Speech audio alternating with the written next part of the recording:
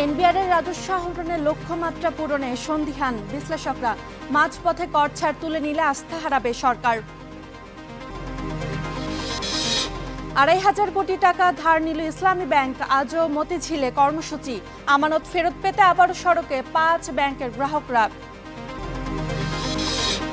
১৫০০ কোটি টাকার তিস্তা সেচ প্রকল্পে অনিয়মের অভিযোগ, ভেঙে পড়ছে বাঁধ ও নালা।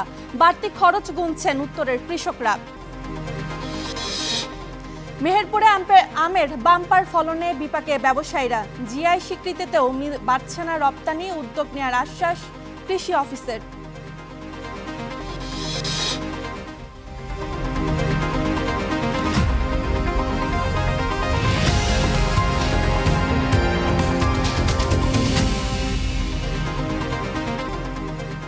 স্বাগত স্টার বিস্টুডের আয়োজনে, আপনাদের সঙ্গে আছি আমি রোকসানা রিমি। এবার জানাবো বাজেট ২০২৬-২৭ খবর।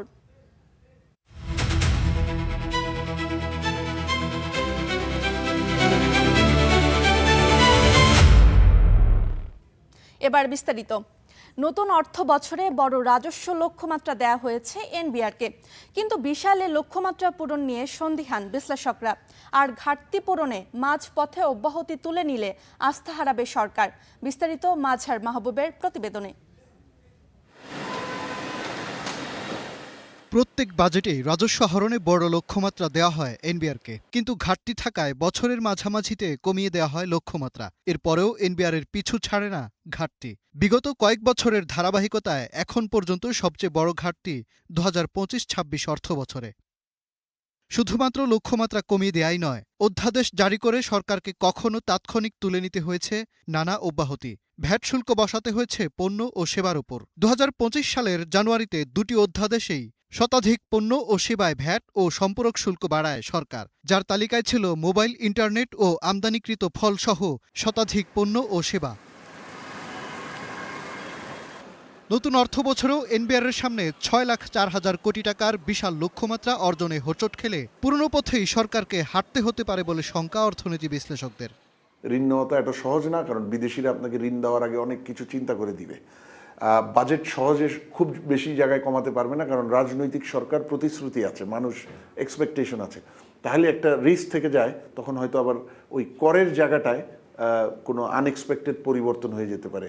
আমরা এসআরও অথবা অন্যান্যভাবে কর নতুন করে আরোপ বা করের বোঝা বাড়ার সুযোগ হতে পারে। আমরা আশা করব সেটা যাতে আগামী ১ বছরের না হয়। তবে বিনিয়োগ বাড়াতে সরকারের নানামুখী ছাড়কে যৌক্তিক বলেই মনে করছেন বিশ্লেষকরা। উচ্চ টিডিএস হার কর কাঠামোর সাথে যায় না, তো যদি আমার টিডিএস হার কমেও দিনের শেষে যদি তার লাভ হয়, তাহলে আপনি তো লাভের উপর আয়কর পাবেনই। হঠাৎ করে না আবার কি পার্লামেন্টে গিয়ে এটা আবার কি ছাড়টা উইথড্র করে নেয় আর কি। সো যার ফলে একটা লং টার্ম আস্থার সংকট তৈরি হবে যে আমরা যে পলিসিগুলো নিই, পলিসিগুলো কনসিস্টেন্ট না, ডেভেলপমেন্ট প্রোগ্রামের প্ল্যান। এখন সরকার যখন এটা বাস্তবায়ন করবে, তখন ঠিকাদারকে দিবে টাকাটা। যদি আপনি পুরো টাকাটা খরচ করতে পারেন, ধরেন ১ লাখ কোটি টাকা যেটা অতিরিক্ত টার্গেট ধরেছে, ১ লাখ কোটি টাকা খরচ করতে পেলে সরকারের টেবিলেই তো আপনার ধরেন ১৫,০০০ কোটি টাকা ঢুকে যাবে। সকল সরকারি দপ্তর ও আর্থিক প্রতিষ্ঠান কিংবা লেনদেনের সঙ্গে রাজস্ব বিভাগকে সংযুক্ত করতে পারলেই ঘাটতি পূরণ সম্ভব বলে মত অর্থনীতিবিদদের। মাঝার মাহবুব, স্টার নিউজ, ঢাকা। প্রস্তাবিত বাজেটে নবায়নযোগ্য জ্বালানি খাতে কর ও শুল্ক সুবিধার ঘোষণা দেয়া হলেও বাস্তবে তা কয়েকটি ব্যবসা প্রতিষ্ঠানের মধ্যে আটকে রয়েছে। রিপোর্টার্স ইউনিটিতে আয়োজিত এক সংবাদ সম্মেলনে এমন অভিযোগ করেছে Bangladesh sustainable and renewable energy association. সংগঠনটি মনে করে বাজেটে এ খাতে শুভঙ্করের ফাঁকি রয়েছে। দেশে বর্তমানে নবায়নযোগ্য খাত থেকে ৫% কম বিদ্যুৎ উৎপাদন হলেও ২০৩০ সালের মধ্যে তা ২০% উন্নীত করতে চায় সরকার। এজন্য বৈদ্যুতিক গাড়ি, সোলার প্যানেল সহ বিভিন্ন খাতে কর ছাড়ের প্রস্তাব করা হয়েছে। আমি যে বিদ্যুৎ বিল পাবো, তবে এই ছাড়ের সুবিধা গুটি কয়েক প্রতিষ্ঠানই পাবে বলে অভিযোগ করছে Bangladesh sustainable and renewable energy association. রাজধানীর ডিআরইউ মিলনায়তনে সংবাদ সম্মেলনে এই অভিযোগ করা হয়। বর্তমান প্রণোদনা কাঠামো একটি নির্দিষ্ট বিজনেস মডেলকে অগ্রাধিকার দিয়ে মার্কেট ডিস্টর্শন সৃষ্টি করেছে, যা দীর্ঘমেয়াদে ইনভেস্টমেন্ট ইনোভেশন এবং মার্কেট এক্সপানশনকে বাধাগ্রস্ত করতে পারে। বিনিয়োগকারীদের সংখ্যা বৈষম্যমূলক নীতি বহাল থাকলে সরকারের লক্ষ্য অর্জন হবে না। এজন্য নবায়নযোগ্য জ্বালানি খাতে 10 বছরের ট্যাক্স হলিডের দাবি জানানো হয়।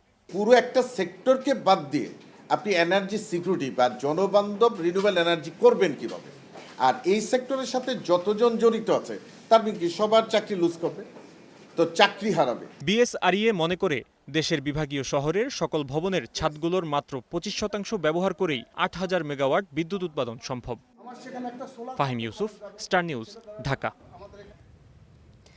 জলবায়ু পরিবর্তনের ঝুঁকিতে থাকা দেশগুলোর মধ্যে বাংলাদেশ অন্যতম। অথচ জলবায়ু অভিযোজন ও ঝুঁকি মোকাবিলায় প্রয়োজনের তুলনায় বরাদ্দ এখনও অনেক কম। এ অবস্থায় জাতীয় বাজেটে জলবায়ু খাতে জিডিপির অন্তত 3% বরাদ্দের দাবি জানিয়েছে কোস্ট ফাউন্ডেশন। 2026-27 অর্থ বছরের প্রস্তাবিত বাজেটে জলবায়ু সংশ্লিষ্ট খাতে বরাদ্দ রাখা হয়েছে 51,748 কোটি টাকার বেশি, যা মোট বাজেটের প্রায় 11% হলেও জিডিপির মাত্র 0.76%। কোস্ট ফাউন্ডেশনের দাবি, জলবায়ু পরিবর্তনের বিরূপ প্রভাব মোকাবিলা, অভিযোজন, সক্ষমতা বৃদ্ধি ও ঝুঁকিপূর্ণ জনগোষ্ঠীর সুরক্ষা নিশ্চিত করতে এ বরাদ্দ যথেষ্ট নয়। কার্যকর জলবায়ু অভিযোজনের জন্য প্রতি বছর জিডিপির অন্তত 3% বিনিয়োগ প্রয়োজন। সংগঠনটি আরও জানায়, বাংলাদেশে ঘূর্ণিঝড়, জলোচ্ছ্বাস, নদী ভাঙন, লবণাক্ততা ও সুপেয় পানির সংকট ক্রমেই বাড়ছে। বিশেষ করে উপকূলীয় অঞ্চলে কোটি কোটি মানুষ প্রতিনিয়ত জলবায়ুর ঝুঁকির মুখে জীবনযাপন করছে। এমন বাস্তবতায় বৈদেশিক ঋণের উপর নির্ভরশীলতা কমিয়ে দেশীয় সম্পদ ভিত্তিক জলবায়ু অর্থায়নে জোরদার করতে হবে।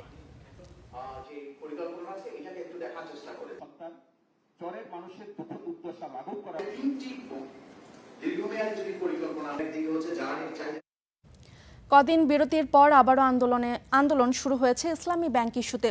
আজ নবম দিনের মতো মতিঝিলে ব্যাংকটির প্রধান কার্যালয়ের সামনে অবস্থান নেয় আন্দোলনকারীরা। ইসলামী ব্যাংক সচেতন গ্রাহক ফোরামের ব্যানারে আয়োজিত কর্মসূচি থেকে আবারও নতুন চেয়ারম্যানের পদত্যাগের দাবি করা হয়েছে। নবম দিনের মতো নিজেদের দাবি আদায়ে অনড় অবস্থানে ইসলামী ব্যাংক সচেতন গ্রাহক ফোরামের ব্যানারে আন্দোলনকারীরা। নতুন চেয়ারম্যান খুরশিদ আলমের অপসারণ সহ 7 দফা দাবিতে ব্যাংকের প্রধান কার্যালয়ের সামনে রোববার অবস্থান কর্মসূচি পালন করেন গ্রাহকরা। আন্দোলনকারীদের অভিযোগ, নতুন চেয়ারম্যান ব্যাংক লুটেরা গোষ্ঠীর ঘনিষ্ঠ সহযোগী। সেই সঙ্গে গভর্নর ও বাংলাদেশ ব্যাংকের অনেক কর্মকর্তাও ব্যাংকটি নিয়ে ষড়যন্ত্র করছে বলে অভিযোগ করেন তারা। বাংলাদেশ গভর্নরের পদত্যাগের মধ্য দিয়ে রাজনীতি মুক্ত করতে হবে। বাংলাদেশ ব্যাংকের গভর্নরের প্রশ্রয়ে তিনি এখানে তাকে দিয়েছেন। আমানতকারীদের পক্ষে যৌক্তিক আন্দোলনকে প্রশ্নবিদ্ধ করতে বিক্ষোভকারীরা গ্রাহক নয় বলে মিথ্যা তথ্য ছড়ানো হচ্ছে, এমন অভিযোগ করে সচেতন গ্রাহক ফোরাম। সরকারের মন্ত্রীরাও সংসদে মিথ্যা তথ্য দিচ্ছে বলে তাদের অভিযোগ। স্বরাষ্ট্রমন্ত্রী যদি ব্যাংকের বিষয়ে কথা বলতে হয়, তো আমি অর্থমন্ত্রী আর সংসদে থাকার দরকারটা কি? সোশ্যাল মিডিয়া সহ বিভিন্ন মিডিয়াতে অসংখ্য তথ্য প্রচারের মাধ্যমে ইসলামী ব্যাংকের বিরুদ্ধে যে প্রপাগান্ডা সরকার শুরু করেছে, সেই প্রপাগান্ডা থেকে আমরা বিরত থাকব। এ সময় গ্রাহকরা জানান, দাবি বাস্তবায়ন না হওয়া পর্যন্ত তাদের আন্দোলন চলমান থাকবে। যাদের মাধ্যমে এই ব্যাংক প্রতিষ্ঠিত হবে, ব্যাংকের গ্রাহকের আশ্বাস থাকবে, তাদেরকে ব্যাংকে ফিরিয়ে দিয়ে আপনারা এই ব্যাংকে পুনরায় চালু করবেন। ইসলামী ব্যাংকের বর্তমান পর্ষদ ভেঙে দেওয়ার পাশাপাশি লুটপাটকারীদের শেয়ার ও সম্পদ বিক্রি করে অর্থ ফেরানোর দাবি জানানো হয়। আতাউর নিয়ন, স্টার নিউজ, ঢাকা। এদিকে তারল্য সংকট মেটাতে ইসলামী ব্যাংককে 2,500 কোটি টাকার বিশেষ ঋণ সহায়তা দিল বাংলাদেশ ব্যাংক। রোববার কেন্দ্রীয় ব্যাংক থেকে এই সহায়তা দেয়া হয়। ইসলামী ব্যাংক সূত্র এই তথ্য নিশ্চিত করেছে। ঈদের পর ইসলামী ব্যাংকের নতুন চেয়ারম্যান নিয়োগ নিয়ে অস্থিরতা শুরু হয়। তার নিয়োগের বিরোধিতা করে সচেতন গ্রাহক ফোরামের ব্যানারে আন্দোলন করছে একদল গ্রাহক। অস্থিরতার জেরে এই ব্যাংক থেকে বিপুল সংখ্যক আমানতকারী টাকাও তুলে নেন। গেল সপ্তাহে ব্যাংকটি 10,000 কোটি টাকার তারল্য সহায়তা চায়, যেখান থেকে দেয়া হয়েছে 2,500 কোটি টাকা।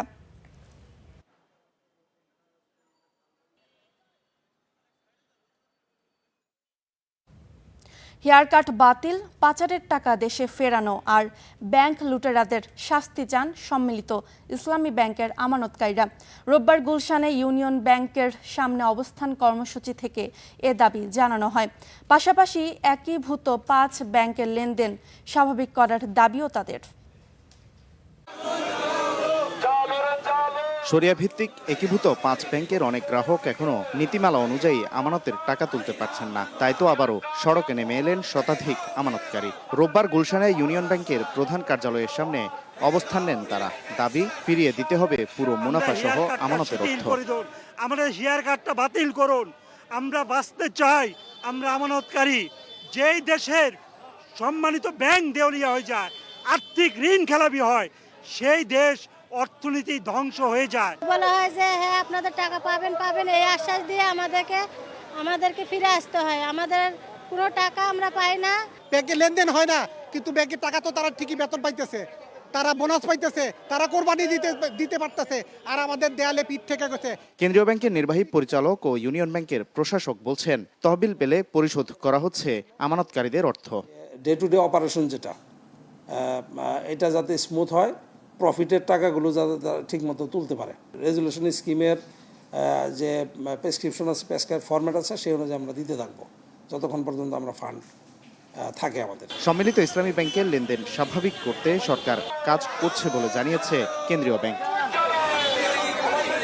Waleed Sakib, Star News, Dhaka.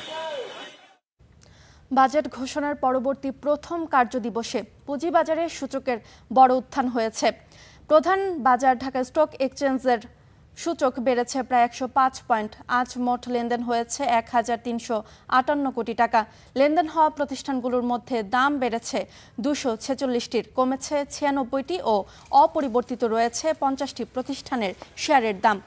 বিশ্লেষকরা মনে করছেন, সার্বিক অর্থনীতির উন্নয়নে বাজেটে যেসব কর ছাড়ের প্রস্তাব করা হয়েছে তাতে বিনিয়োগকারীরা উৎসাহী হচ্ছেন। এর প্রভাব পড়েছে বাজারে। এদিকে আজ ঢাকা স্টক এক্সচেঞ্জের সান লাইফ ইন্স্যুরেন্স জানিয়েছে প্রতিষ্ঠানটির গেল বছরের জন্য কোনো লভ্যাংশ দেবে না। অন্যদিকে গ্লোবাল ইন্স্যুরেন্স জানিয়েছে 2025 সালের জন্য বিনিয়োগকারীরা 10% নগদ লভ্যাংশ দেয়া হবে।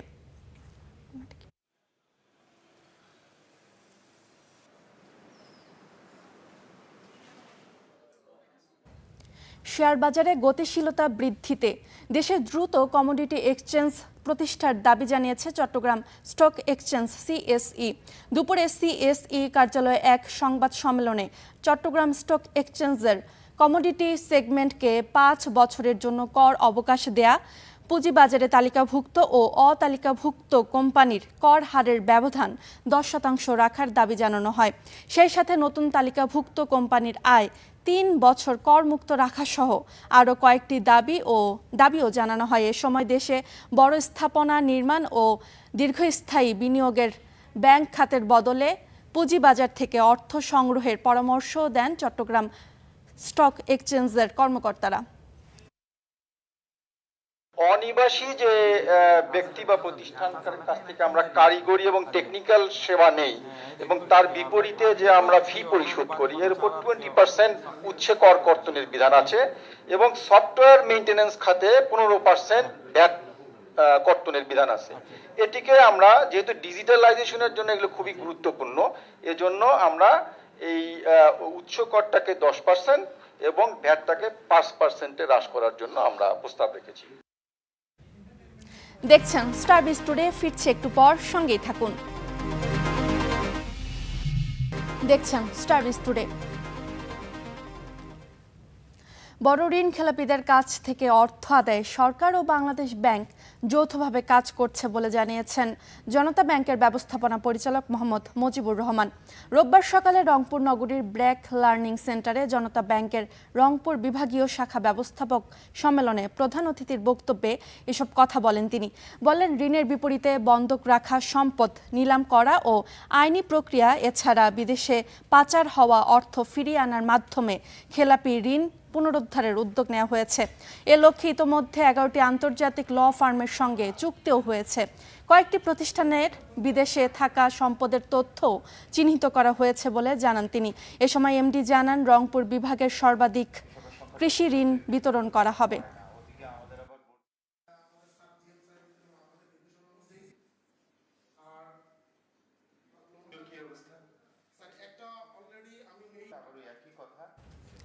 লক্ষ্য ছিল তিস্তা সেচ প্রকল্প সংস্কার ও সম্প্রসারণের মাধ্যমে রংপুর, দিনাজপুর ও নীলফামারীর কৃষি অর্থনীতিকে চাঙ্গা করা। অথচ ৩৫ বছর আগের সমীক্ষাকে পুঁজি করে পানি উন্নয়ন বোর্ডের ১,৪৫২ কোটি টাকার এই প্রকল্প এখন যেন অনিয়ম আর দুর্নীতির মহোৎসব। অভিযোগ, নিম্নমানের সামগ্রী ব্যবহারে ভেঙে পড়েছে বাঁধ ও নালা। এতে সেচ তো মিলছেই না, উল্টো টাকা খরচ করে খালে পানি দিতে হচ্ছে কৃষকদের। উত্তরের জীবনরেখা তিস্তা, কখনো দুকুল ছাপিয়ে প্লাবিত বিস্তীর্ণ অঞ্চল, কখনো আবার পানির জন্য হাহাকার। উজান ভাটির এমন অসম পানি প্রবাহের শিকার রংপুর, দিনাজপুর সহ উত্তরবঙ্গের লাখ লাখ মানুষ। কৃষকদের সুবিধার্থে ২০২২ সালের ১,৪৫২ কোটি টাকার প্রকল্প নেয় তৎকালীন সরকার। ২০২৪ সালে বাস্তবায়নের কথা থাকলেও উল্টো মেয়াদ বেড়েছে ২০২৬ পর্যন্ত। এখন এই ক্যানেলে নেদে মোটর বসাইয়া আমরা পানি স্কিম ধান আবাদ করতেছি। সেমেন্ট উঠি যাচ্ছে, তলে নিচে বালু, কোনো রড নাই অথবা পাথর নাই, খালি বালু আর সাদাকের সিমেন্ট দিয়া সত্যি দিয়ে চলে গেছে। ক্যানেলে আসা থাকলে তো আমাদের এই এলাকার লোকজন সবাই দেখা গেল যে সমস্যা হলে। এই প্রকল্প ঘিরে এখন অনিয়ম, দুর্নীতির অভিযোগ। দরপত্র অনুযায়ী দূর থেকে মাটি আনার নিয়ম থাকলেও খালের তলদেশ ও পাশের আবাদি জমির মাটি কেটেই চলছে খাল আর নালার বাঁধ সংস্কার। এতে পানির সামান্য চাপেই ভাঙছে বাঁধ ও নালা। নিজেদের অর্থ খরচ করে সেচ দিতে হচ্ছে চাষিদের। অ্যাকুয়ার থেকে ভেকু দিয়ে মানে ওই যে বাঁধের মাটি দিয়ে বাঁধকে বাঁধানো, এইটা কিন্তু সম্পূর্ণ অনিয়ম, এটা শিডিউলের বাইরে। খালি বালু দিয়েছে, ঢালি দিয়েছে, বালু দিয়েছে, ঢালি দিয়েছে, শেষ। এই পানির মধ্যে দেখা যায় ওই পানি ওই ক্যানেলে ক্যানেলে আছে, ভূত আর উঠবে না। এমন ভাবে মেরামত করে গেল, নালা মেরামত হয় নাই, নালা ভাঙ্গি টাঙ্গি সবকিছু গুড়া মারা হয়ে আছে।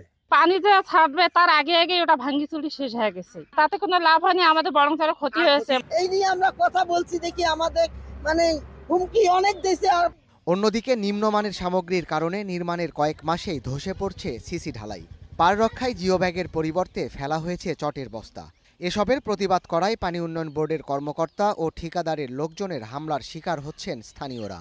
এদিকে সেচ খালে পানি সরবরাহের সুবিধার্থে তিস্তা ব্যারেজের ভাটির প্রবাহ আটকে দেয়ায় ব্রহ্মপুত্রের মোহনা পর্যন্ত ৯০ কিলোমিটার পরিণত হয়েছে মরুভূমিতে। পানি সংকটে যখন নদী মরছে, তখন সেচ প্রকল্প সমুন্নত করার জন্য অর্থ ব্যয়টা এটা অপরিণামদর্শী প্রকল্প ছাড়া আর কিছু হতে পারে না। নদীকে মেরে দিয়ে যে প্রকল্প গ্রহণ করা হচ্ছে, তার যে আওতা বৃদ্ধি করা হচ্ছে, এটি আমরা মনে করি পরিবেশ বান্ধব কর্মসূচি নয়। অনিয়মের পাহাড় সম অভিযোগের বিপরীতে পুরনো ও দায়সারা বক্তব্য পানি উন্নয়ন বোর্ডের কর্মকর্তাদের। যে স্ল্যাবগুলো ভেঙে গেছে এটা আমরা দেখেছি, এটা কাজ করার পরে ঠিকাদারের যেগুলো ভেঙে গেছে সেগুলি আমরা ঠিকাদারের এখনো পারফরমেন্স গ্যারান্টি আছে, ডিফেক্ট লাইবিলিটি পার হয় না, ওইগুলি আমরা ঠিকাদারের কাছ থেকে ঠিক করে নিব। সবসময় মনিটরিং আছে। আমরা ঠিকাদারকে এ পর্যন্ত কোনো বিল প্রদান করিনি, মানে আমি যোগদানের পরবর্তীতে কোনো বিল প্রদান করিনি। আমাদের নজরে যদি কোথাও পড়ে আমরা অবশ্যই সেটা ঠিক করে নিই। প্রায় ১,৫০০ কোটি টাকার এই প্রকল্প ঠিকঠাক বাস্তবায়িত না হলে হুমকির মুখে পড়বে উত্তরাঞ্চলের কৃষি। এক্ষেত্রে যথাযথ পদক্ষেপ নিতে সরকারের প্রতি তাগিদ তিস্তা অববাহিকার মানুষের। Desk report, star news. GI পণ্য হিসেবে স্বীকৃতির ১ বছর পেরিয়ে গেলেও বাড়েনি মেহেরপুরের হিমসাগর আমের রপ্তানি। আর তাই অনেক শ্রম ও ঘামে হওয়া আমের বাম্পার ফলন এখন গলার কাটা হয়ে দাঁড়িয়েছে বাগানীদের জন্য। তবে এ বিষয়ে কার্যকর উদ্যোগ গ্রহণের আশ্বাস দিয়েছে কৃষি সম্প্রসারণ অধিদপ্তর। মেহেরপুরের আম চাষি সাইদুর রহমান ২০১৬ সাল থেকে আম রপ্তানি করেন এই উদ্যোক্তা। নতুন করে আশা জেগেছিল মেহেরপুরের হিমসাগর আম জিআই স্বীকৃতি পাওয়ায়, তবে সেই আশায় গুড়ে বালি। ক্রেতার অভাবে ফলন ভালো হবার পরও রয়েছেন দুশ্চিন্তায়। একটা ভালো মানের আম তৈরি করতে গেলে আসলে ওটার পেছনে অনেক কস্টিং আছে, বাট সেই তুলনায় আমাদের যে সেল, এইটা রেটটা বরং আগে চেয়ে অনেক কমে গেছে। তো এই ক্ষেত্রে ফার্মাররা আসলে চরম বিপদে পড়েছে। সাইদুরের মতো অন্য বাগানীদেরও একই অভিযোগ। তাই রপ্তানির সুযোগ বৃদ্ধিতে সরকারকে কার্যকর উদ্যোগ গ্রহণের দাবিও জানান তারা। আমাদের দাবি একটাই, যদি দেশের সরকার আমগুলো বাইরে রপ্তানি করে আমরাও সচল হতে পারবো, দেশেরও কিছু অর্থায়ন হবে। ঢাকাতে বেচলি হয় ৩৫ নাই ৪০ নাই ৩০, এই দাম ছাড়া আমাদের আম বেচতে পারে না। আমের যা চাহিদা আর কি, আর যে দাম, এই দামে তো আমাদের আম বিক্রি করে আর কি পোষায় না। তবে এ বিষয়ে আশার কথা জানালেন কৃষি সম্প্রসারণ অধিদপ্তরের এই কর্মকর্তা। আমরা এই মুহূর্তে 3 মেট্রিক টনের একটা রপ্তানি কার্যক্রম আমাদের চলমান আছে, এটা আমরা বৃদ্ধি করছি। এছাড়া রপ্তানির যোগ্য আম প্রকল্প আছে, সেই প্রকল্প থেকে আমরা এখানকার কৃষকদের লিঙ্ক করে দিচ্ছি। বিদেশি অনেক বায়াররা আমাদের এখান থেকে আম নেওয়ার জন্য আগ্রহ প্রকাশ করছে। গেল বছর 27 মে মেহেরপুরের হিমসাগর আম জিআই স্বীকৃতি লাভ করে। Desk report, star news. এই ছিল স্টার বিস্টুডের আয়োজনে। এতক্ষণ সঙ্গে থাকার জন্য ধন্যবাদ।